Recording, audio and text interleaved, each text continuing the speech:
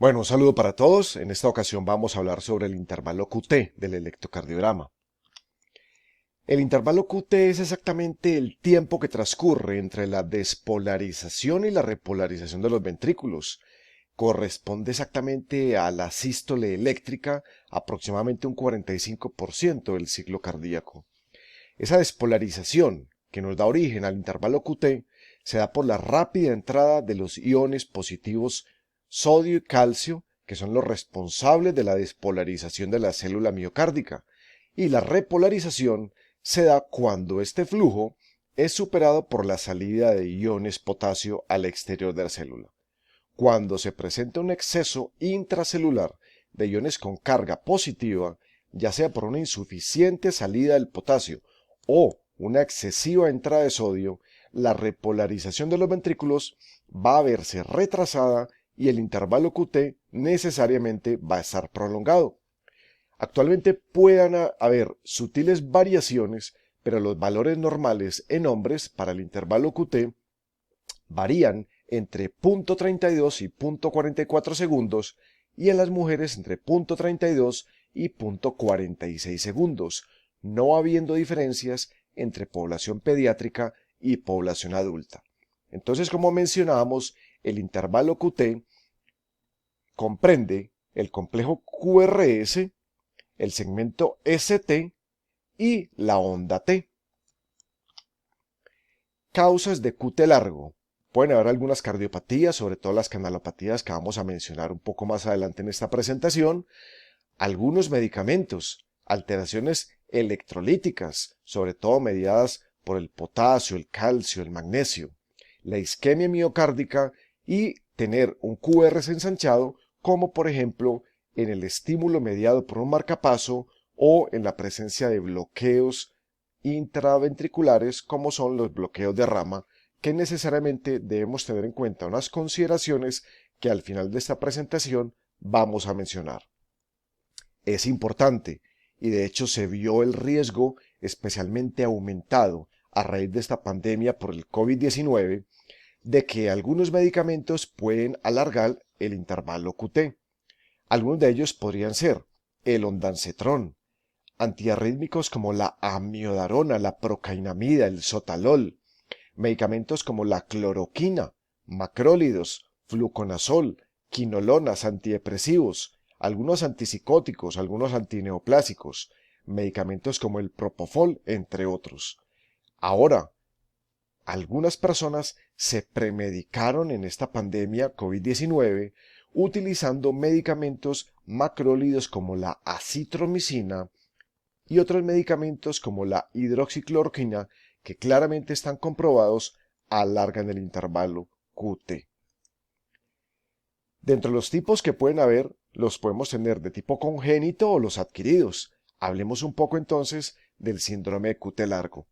Quizás es una canalopatía ritmogénica que con seguridad puede llevar episodios de taquicardia ventricular polimorfa de tipo puntas torcidas, o que el paciente tenga episodios de síncope o incluso episodios de muerte súbita. Fue la primera canalopatía ritmogénica en ser descrita como tal y es quizás, hoy por hoy, la mejor estudiada hasta la fecha. Dentro de estos síndromes de QT largo tenemos muchos, pero vamos a mencionar los tres principales. El síndrome de QT largo tipo 1 suele presentar episodios de arritmias ventriculares, como mencionábamos, y ciertos ejercicios como la natación podrían ser los disparadores o la estimulación del simpático en un 70% de las veces. En el electrocardiograma, ¿qué es lo que vamos a ver? Principalmente un QT largo a expensas de la onda T que se presenta de base ancha, con una duración muy prolongada. Este síndrome se relaciona con los canales de potasio. Aquí vemos un electrocardiograma de dos derivadas, en donde podemos apreciar acá en el B5 la línea basal o la línea isoeléctrica, en donde podemos ver desde el inicio del QRS hasta el final de la onda T que se nos presenta un intervalo QT bastante prolongado. En el síndrome de QT largo tipo 2 suele presentar también arritmias de tipo ventricular, estas en respuesta al estrés emocional o estímulos auditivos súbitos. También se ha visto en algunas pacientes en su periodo posparto. Acá, ¿qué es lo que vamos a apreciar? Una onda T baja, bífida o con muescas. También se relaciona con los canales de potasio. En cambio, el síndrome de QT largo tipo 3 se pueden dar durante episodios de sueño o episodios de bradicardias extremas. En el electrocardiograma vamos a ver un QT prolongado, pero acá ya no es a expensas de la onda T, sino a expensas del segmento ST, que se presenta particularmente largo. Son relacionados estos síndromes con los canales de sodio, a diferencia de los dos anteriores que eran con el potasio, y el síndrome QT largo tipo 3, son menos sintomáticos, pero pueden ser incluso más letales.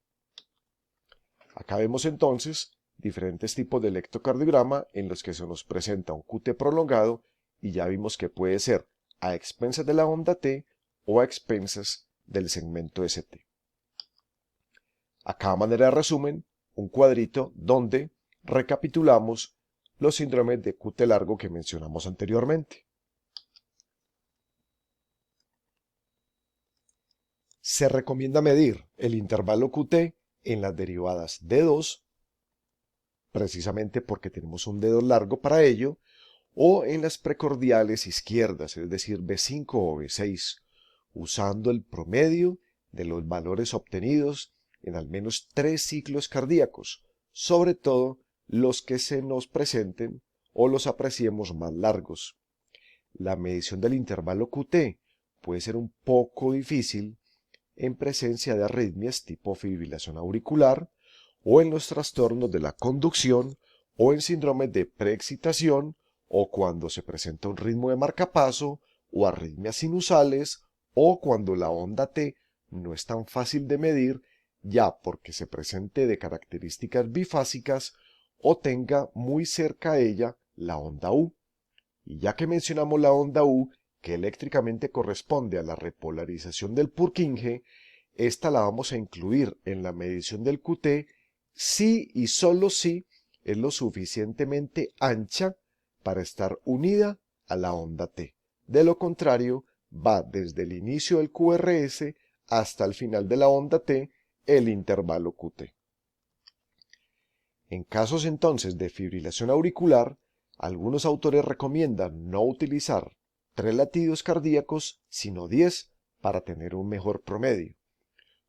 Otros recomiendan unos métodos que se me hacen personalmente un poco más engorrosos, entonces recomendemos más bien utilizar un promedio de 10 latidos.